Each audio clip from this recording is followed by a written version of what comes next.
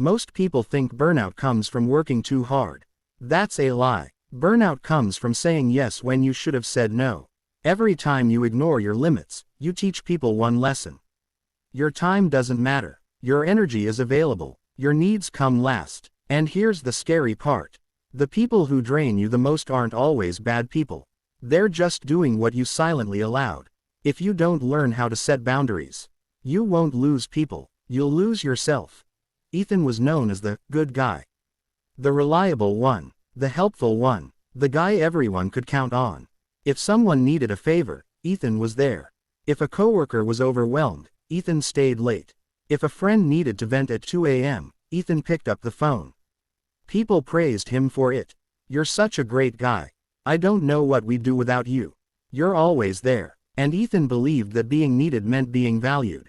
At first, it felt good. It gave him purpose. It made him feel important.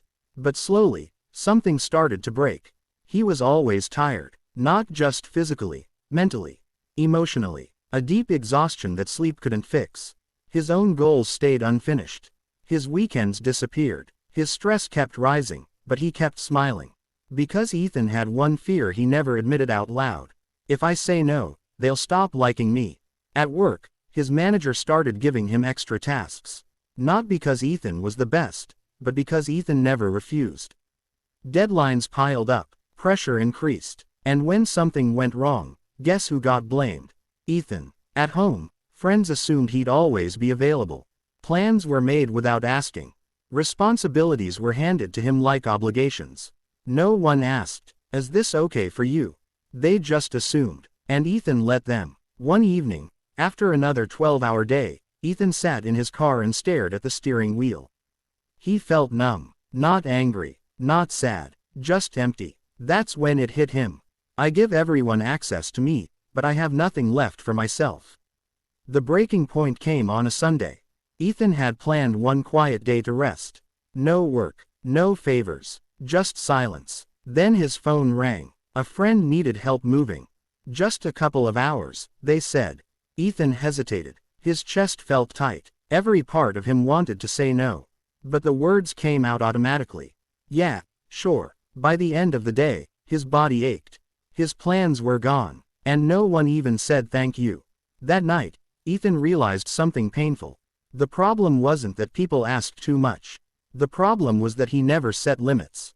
Boundaries weren't something he lacked because he was weak. He lacked them because he was afraid. Afraid of rejection. Afraid of conflict. Afraid of being seen as selfish. So he made a decision.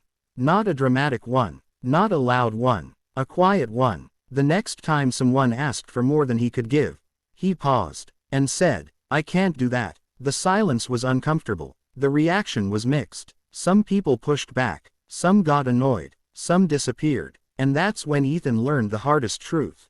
People who benefit from your lack of boundaries will hate it when you finally set them. But something else happened too. He felt lighter, calmer, more in control. He started choosing where his energy went. He stopped explaining himself to everyone. He realized that no didn't need a long justification. And slowly, respect replaced exhaustion. The people who truly cared stayed. They adjusted. They understood. Ethan was still kind, still helpful, but no longer available at the cost of his well-being. He learned that boundaries don't push good people away. They reveal who's really there for you. And the biggest lesson of all, you teach people how to treat you. By what you tolerate. Not setting boundaries isn't being nice.